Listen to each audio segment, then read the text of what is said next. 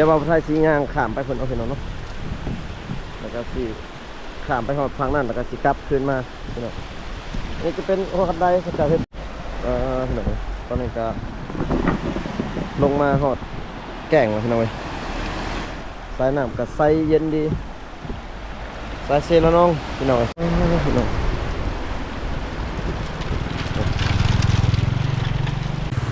สิไปเมืองก็ต้องได้ข้ามขวานี่เนาะกาสิ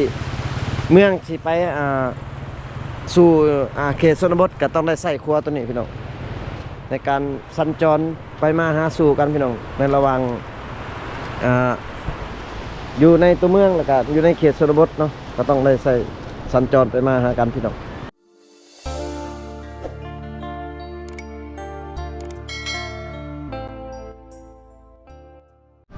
สบายดีพ่อแม่พี่น้อง FC ฝั่งลาวฝั่งไทยพี่น้องก็อยู่กับ2บ่าวผู้ไทยคือเก่าเนาะพี่น้องเนาะมื้อนี้บ่าวผู้ไทยสิพา FC มา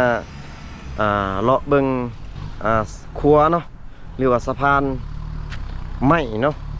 ที่ชาวบ้านเพิ่นเฮ็ดอยู่หมู่บ้านอะล่องพี่น้องเพราะว่าได้ยินข่าวเพิ่นเฮ็ดมื้อวานนี้เนาะแล้วสำเร็จมื้อวานนี้พี่น้องแต่ว่าบ่าวผู้ไทยบ่ได้มาเพราะว่าเนื่องจากว่าค่าเวียกค่างานเนาะพี่น้องก็เลยบ่ได้มาถ่ายให้ FC ได้เบิ่งแต่ว่าบ่าวผู้ไทยได้มามื้อนี้เนาะพี่น้องเนาะพระเจ้าเฮ็ดแล้วมื้อวานนี้แต่ว่าบ่าวผู้ไทยสิพา FC มาเบิ่งเนาะตอนเพิ่นเฮ็ดสำเร็จแล้วพี่น้องแต่ตอนนี้บ่าวผู้ไทยก็ฮอดหมู่บ้านอะล่องแล้วพี่น้องแต่ว่ากำลังฮอดทางลงพี่น้องทางลงครัวนี่แหละแต่ว่าเห็นรถฟอร์ดเป็นกำลังดุดอยู่พี่น้องแปลงทางเนาะกำลังแปลงทางพี่น้องรถกระจกแปลงทางก็สิได้ถ่ายให้ FC ได้เบิ่งนำกันพี่น้องก็สิย่างลงเบิ่งครัวเนาะพี่น้องนี่เป็นสวนกระจกปลูกสวนปลูกมันพี่น้องรถฟอร์ดกระจกดุดเนาะอันนี้กระจกแปลงทางพี่น้องแปลงทางลงกว้างแห้งเลยกระจกเห็ดเนี่ยทางลมก็เป็นน้ำเซแล้วน้องจะแปลงขักนี่พี่น้องแปลงขักเดี๋ยวเอาไทยสีพาลงอยู่แคบน้ำพี่น้องพี่น้องเอาเจ้าดุดลงหอดแคบน้ำเลยนะพี่น้องเป็นวิวงามพี่น้องเจ้าดุดกำลังดุดแปลงบัดอยู่แคมจะแปลงลงมาพี่น้องงามลายตัวนี้เขาเจ้าก็จะทางเอาอีกนะพี่น้องเขาเจ้าทางกับมันจะเลี้ยวแต่ถึงเนาะเห็นภาพธรรมศาสตร์งามพี่น้อง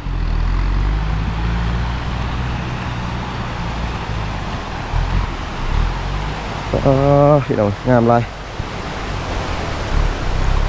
แกงอะลองเสียดายบ่าวไทยมาบ่ทันมือวานนี่พี่น้องเขาเจ้าเริ่มเฮ็ด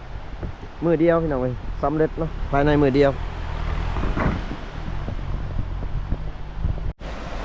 พี่น้องตอนนี้ก็ลงมาหอด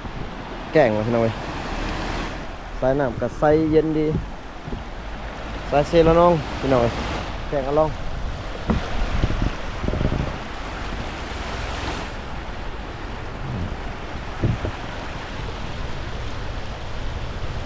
เพราะว่านี่ก็จะเป็นหลายหมู่บ้านพี่น้องใส่เนาะ3 หมู่บ้าน 4 หมู่บ้านนั่นแหละอยู่พุ่นทางฝั่งนั่นพี่น้องเพราะว่าพระเจ้าจะเป็นบอนข้ามเนาะใส่เป็นเส้นทางอยู่ทางลุ่มมันพระเจ้ากำลังสร้างครัวอยู่ทางลุ่มเลยพี่น้องครัวเขาเจ้ากำลังเฮ็ดยังไม่ทันแล้วพี่น้องเดี๋ยวบ่าวผู้ไทยสิพาไปเบิ่งครัวพี่น้องครัวไม่ไผ่ไม่ไล่นะครับงามพอเบิ่งคักเลยสิแน่นเลยตะเบ็ดฮะได้ชันแน่นเลยปกติ3 ชันก็เท่าประมาณพี่น้องคักเลยงามแล่ปลาเหรอฮะปลาจิกก้อโอ้ เด็กน้อยพระเจ้าของพี่น้องเห็นนานดิคักพี่น้องจะได้แต่บ่าวผู้ไทยบ่ได้มาเมื่อวานนี่พี่น้องเว้ยเพราะว่าข้าวเวียกบ่ได้มามื้อนี้ทีมงานมาถ่ายให้FCได้เบิ่งตอนเพิ่นเฮ็ดแล้วเนาะพี่น้องเนาะเฮ็ดแล้วไม่เมื่อวานนี่โลดพี่น้องเว้ยพระเจ้าเฮ็ดเมื่อวานนี่เนาะแล้วยาวเหยียบเลยทำไมกันไปดูบรรยากาศ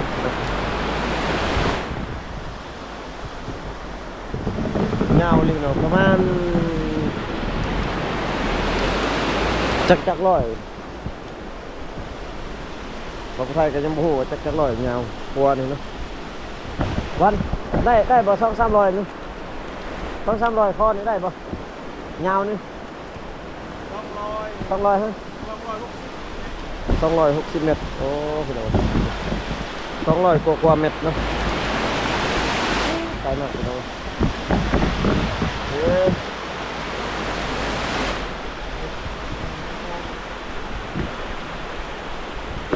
ทางลุมก็จะเป็นครัว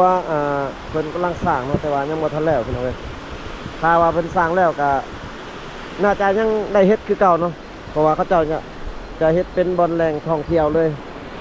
แต่ละปีเขาเจ้าจะเฮ็ดใหม่ตลอดเนาะเพราะว่าน้ำเวลาน้ำมาแล้วก็มันจะผัดไปเนาะผัดไปแล้วเขาเจ้าเฮ็ดใหม่ทุกปีโอ้แบะ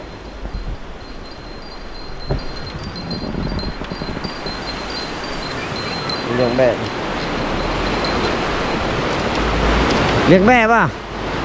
เลี้ยงแบะป่ะโอ้แบะไหมหน่อยโอ้เลี้ยงแบะโอ้ทางนั้นก็จะเป็นหมู่บ้านอะล่องเนาะหมู่บ้านอะล่องแล้วก็ขึ้นไปอีกก็จะเป็นหลายๆบ้านอีกประมาณ 3-4 บ้านเนี่ยเนาะเขาเจ้าจะขามกันไม่เล็กนะเว้ยไม่มากเฮ็ดก็สำเร็จพี่น้องเว้ย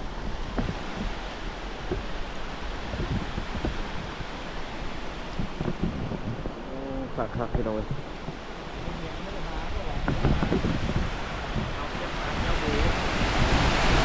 วิวงามพี่น้องเว้ย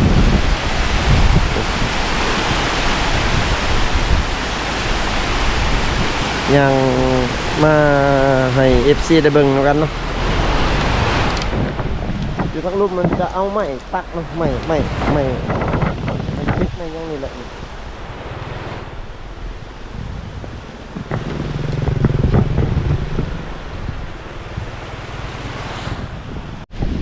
เดี๋ยวเราไทยสีงางข้ามไปเพิ่นเอาพี่น้องเนาะ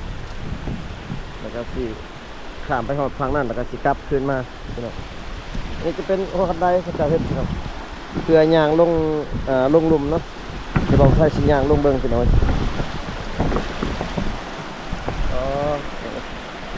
ตัดนี่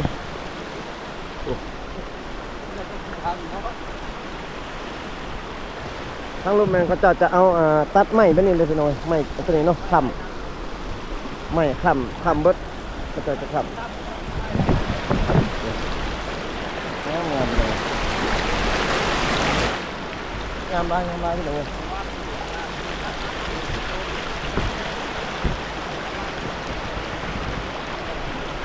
ไม้เขาจะเอาไม้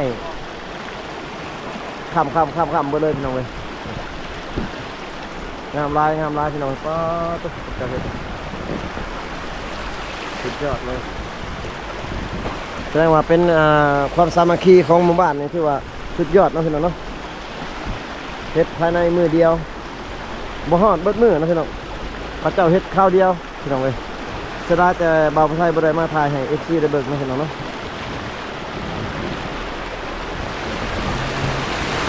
งามลายพี่น้องเลย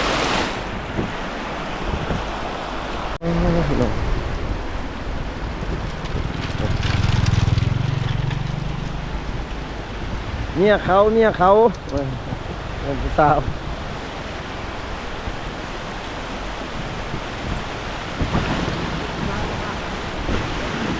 มันละไป ถ้าเจอเช้าถ้าเจอกับเช้านั่นได้ถ้าเจอกับเช้าเงินแต่ท้ายแล้ว อยู่บ้าน บ้าน ตะลิงมา ตะเลงตะเลง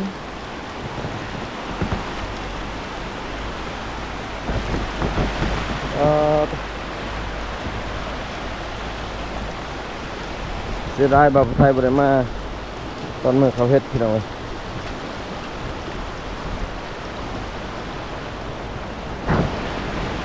เฮ็ดเอาไป บ้านละอืม ลูกเขาเรียนลูกช่องน้อยลูกมาลูก เออ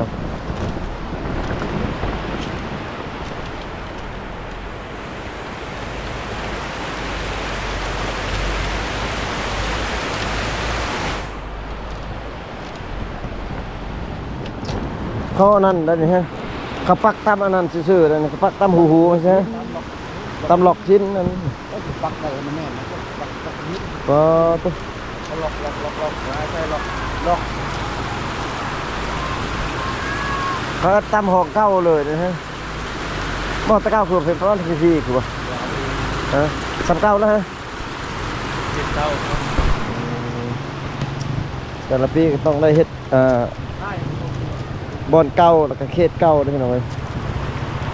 เห็นว่าประชาชนใส่สัญจรในการไปมาพี่น้องเอ้ยหลายๆบ้านได้การได้ใส่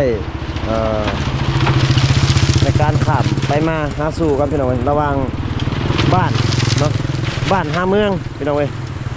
สิไปเมืองก็ต้องได้ข้ามขวานี่เนาะกะสิเมืองสิไปสู่เขตชนบทก็ต้องได้ใส่ขวาตัวนี้พี่น้องในการสัญจรไปมาหาสู่กันพี่น้องในระหว่างอยู่ในตัวเมืองแล้วก็อยู่ในเขตชนบทเนาะก็ต้องได้ใส่สัญจรไปมาหากันพี่น้องแต่ว่าถ้าว่าคนอื่นมาข้ามนี่เอารถจักรข้ามเนี่ยก็จะต้องได้เสียเงินประมาณคันหนึ่งประมาณ10,000นี่แหละพี่น้องเว้ยเราต้องได้เสียเงินให้เพิ่นนะพี่น้องเพราะว่ามีเขาเจ้าย่ามอยู่ทางนั้นเนาะทางบ้านเขาเนาะสิข้ามมาก็ต้องได้เสียเงินคนละ10,000กีบพี่น้องเอ้ยโอ้ยงามลายพี่น้องเอ้ยเงาเหยียบเลยเบาไทยสิไทยให้ FC ได้เบิ่งพุ่นละไปจนหมดฝั่งนั้นพี่น้องเอ้ย200 กว่าเมตรเนาะยาวความยาวพี่น้องเอ้ยหรือว่ารถใหญ่นี่สามารถไปได้พี่น้องเอ้ยถ้าว่ารถบ่หนักปานใดเนาะรถใหญ่บ่ใส่บ่แก้เครื่องนี่ถือว่าไปได้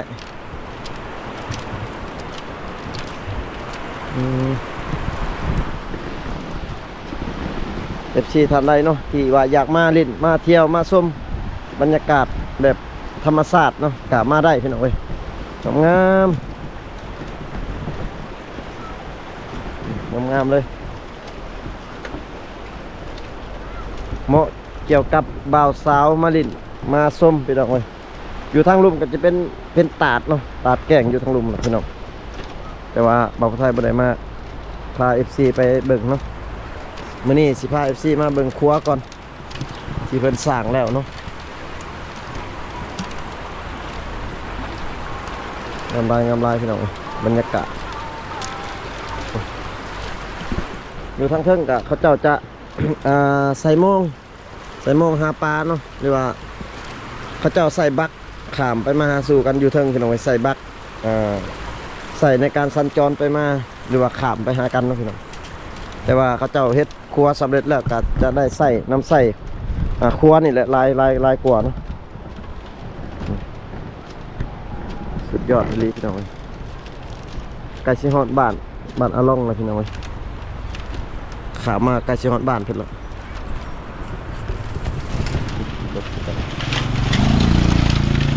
โอ้สุดยอดเลย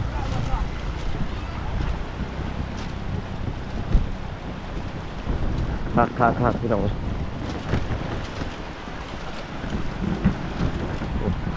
ทีมงานไก่นำทางนะพี่น้องมาเบิ่งส้มเพิ่นก็มากวาดเบิ่งสภาพครัวคือกันนะทีมงานเฮา โอ้พี่น้องมาเบิ่งดุนแล้วบ่ได้มาเบิ่งบ่ได้เห็นอันครัวนี่พี่น้องประมาณนำเอาไปสุดก่อนนี่เนาะ พระเจ้าเฮ็ดใหม่สร้างใหม่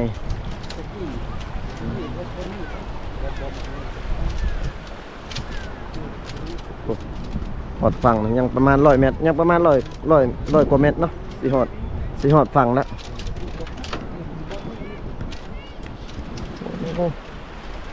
อย่างมากกะไกลเติบแล้วพี่น้องเอ้ย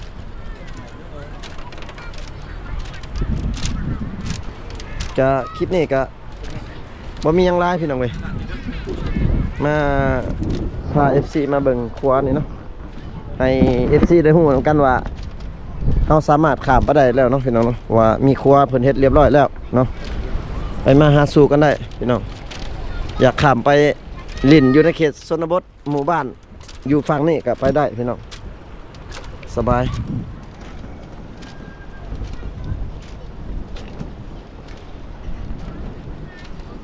นี่ฮอดฝั่งเลยพี่น้องเอ้ย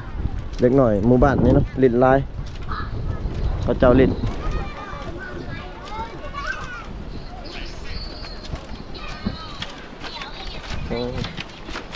เล็กหน่อยพระเจ้าลายพี่น้องกะซ้ำนี่พี่น้องเอ้ยมาฮอดเนาะฮอดฝั่งนี่แล้วพี่น้องเอ้ยกะบ่าวไทยกะสิบ่ได้ขึ้นอยู่เทิงหมู่บ้านเนาะบ่าวไทยก็สิได้ถ่ายให้ FC ได้เบิ่งคร่าวๆซ้ำนี่ก่อนเนาะพี่น้องเนาะบ่มีหยังหลายพระเจ้าไปน่าจะไปเมืองแหละพี่น้องเอ้ยขับไปเมืองเนาะพอเป็นชาวบ้านพอค้าขายกะต้องได้ใช้ข้ามไปมาหาสู่พี่น้องเอ้ยกะถ่ายคร่าวๆให้ FC ได้เบิ่งนำกันเนาะพี่น้องกะบ่มีหยังหลายพี่น้องคลิปนี้กะมาไทยกะสิได้